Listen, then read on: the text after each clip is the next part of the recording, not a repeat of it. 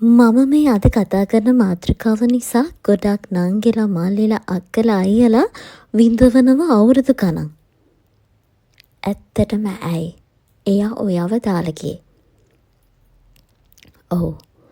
ඔයාගේ හිතේ මට කියන්න ගොඩාක් කාරණා ඇති.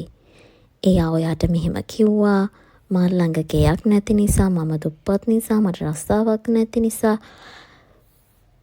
ඔය විදිය නොයෙකුත් හේතු නිසා ඔයා එයාව දාලා ගියා කියලා ඔයා මට කියයි. දන්නවද?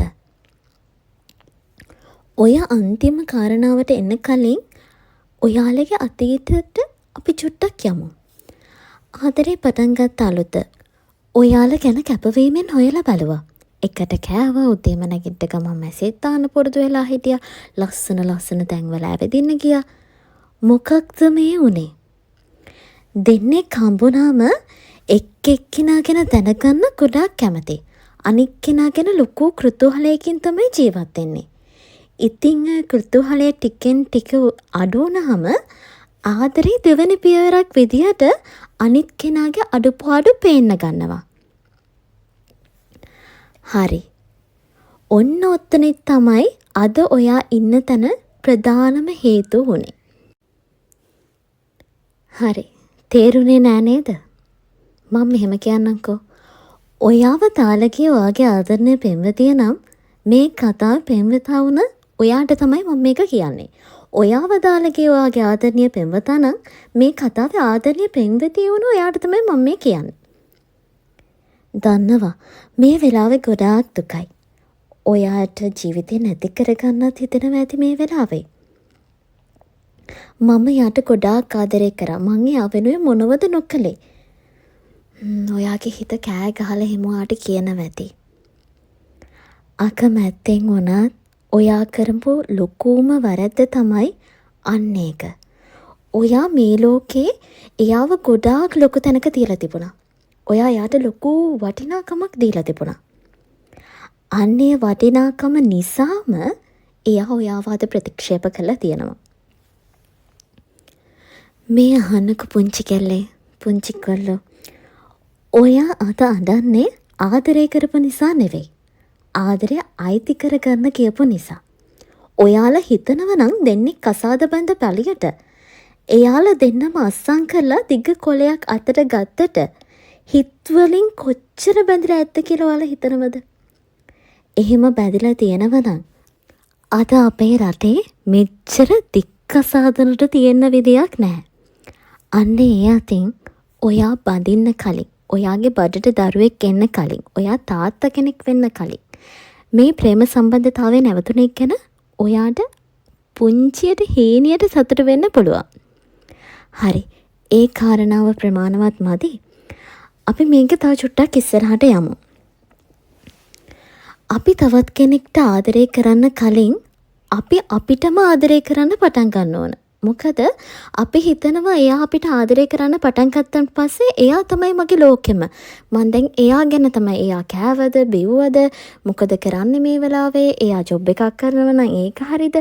එතකොට ඔයාගේ ජීවිතේ ඔයා සම්පූර්ණයෙන්ම පහත් මට්ටමකට දාගන්නවා. ඒ කියන්නේ ඔයාගේ වටිනාකම ඔයා තේරුම් ගන්නේ නැතිව ඔයා කන්නෙත් නෑ, බොන්නෙත් නෑ, ලස්සන්ට අඳින්නෙත් නෑ, කොණ්ඩේ රැවුල හරියට පීරන්නෙත් නෑ. ඇයි ඔයා හිතනවා හරි මට දැන් කෙනෙක් ඉන්නවා, එයා තමයි මගේ ජීවිතේම, එයා මාව දාලා යන එකක් නෑ. ඉතින් උදේ එළි වෙන්නෙත් එයත් එක්ක, රෑ වෙන්නෙත් එයත් එක්ක. ඉතින් හීනමාලිකා මමනෝ. මං කියන්නේ මේ දේවල් වැරදි නෙවෙයි. අපි හැමදේම ලිමිට් එකකට කරන්න ඕන. එතකොට අපි තනි වුණත් අපිම කොයි වෙලාවකවත් ජීවිතේ වැටෙන්නේ නැහැ. ඔයාගේ හිත රිදුනත් මේ වෙලාවේ මට ඔයාට එක කාරණාවක් කියන්න තියෙනවා. ඇත්තටම එයා ඔයාට ආදරය කරලා නැහැ. එයා ඔයාට ඇත්තටම ආදරය කරා නම් එයාට ඔහොම ඔයාව දාලා යන්නත් බෑ. ඔයාගේ මොන වැරදි තිබුණත් ඒ වැරදි හදාගෙන, ඔයාට මොන අඩුපාඩුව තිබුණත් ඒ අඩපාඩුකම් හදාගෙන මේ ජීවිතේ ආදර කතා දිනපුව අපි ඕන තරම් අහලා තියෙනවා, දැකලා තියෙනවා. ඉතින් යන කෙනා ඔයා කොච්චර හොඳ වුණත් එයා යනවමයි. ඉතින් ගොඩාක් අතින් තද කරගන්න ඒක අපේ අතින් ගිලිහෙන ප්‍රමාණය වැඩි. සරුංගලයක් වුණත් අපිට එක්තරා සීමාවකට විතරයි ඒ නූල අල්ලගන්න පුළුවන්. සරුංගලයට යන්න ඕනුනොත් නූල කඩාගෙන හරි යනවා. ඉතින් යන අයට සතුටින් යන්න දෙන්න. හරි. එයා දැන් ගියානේ. ඔයා තවත් කෙනෙක්ව තෝරගන්නවා. දැන් එයත් එක්කත් ওই විදියට මාදරේ කරලා එයත් ඔයාව දාලා යනවා. මොකක්ද මෙතන වෙන්නේ? කාගේ අතේද වැරද්ද තියෙන්නේ? ඔයාගේ අතේ තමයි වැරද්ද තියෙන්නේ. ඔයා ඕනම කෙනෙක්ට ආදරේ කරන්න කලින් ඔයා ඔයාටම ආදරේ කරන්න පටන් ගන්න ඕන. අන්න එදාට මේ මුළු ලෝකෙම ඔයාට ආදරේ කරන්න පටන් ගන්නවා. ඒක තමයි මේ ලෝක ධර්මතාවය. ඉතින් මගේ පුංචි කෙල්ලේ කොල්ලනේ අමාරුවෙන් උනත් අපි හිත අදාගෙන හිමින් සුවපත් වෙමු. මට කියන්න ඔයා අන්තිමටම ඔයාට ඇඳුමක් ගත්තේ කවද්ද? ඔයා අන්තිමට ඔයාව ලස්සන කරගත්තේ කවද්ද? අඳින ඇඳුම් ලස්සනට පිළිවෙලට අඳින්න. තවත් කෙනෙක් ඔයාව දැක්කහම එයාලට ඔයාව ප්‍රසන්නව පේන්න ඕන. මේක ආත්මාර්ථකාමීකමක් නෙවෙයි. ඔයා වෙනුවෙන් ඉන්නව කියලා ලෝකෙට පෙන්නනවා.